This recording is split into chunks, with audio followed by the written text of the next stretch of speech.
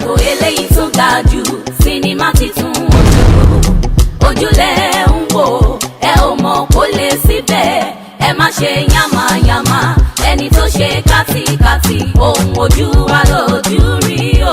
oúnjẹ tí yóò bá ní jẹ kí ẹ má fi òun mú wọn. ẹni tí wọ́n pè ní àgbà máa yẹn àgbà boy tèmi ni he is my boo. èmi gangan lójú náà àwa la lè tọ́jú ẹ ọmọ. wọ́n bá lọ tí bọ́lẹ̀ ní bẹ́ẹ̀ ni mo sọ.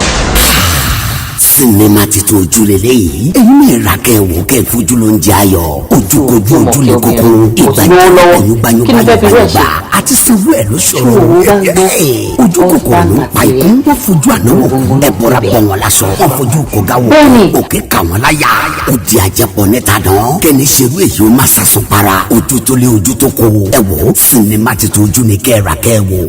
ìjọba ní sàánú àfòmọ́ ayé gbogbo ẹ ṣàánú mi o àìsábùgà lọ́kọ́ àìtẹ́rọ̀ mi lọ́fà àìsípadà gbogbo ọlọ́mọ.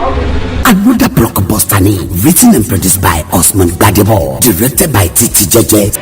Possible. As in, Am I an angel of death that caused short dreams? see, there are two power lines and they can never meet. Cinema titun Oju, subtitled in English. Àti gbé jáde sórí VCD nìkan Kasagba.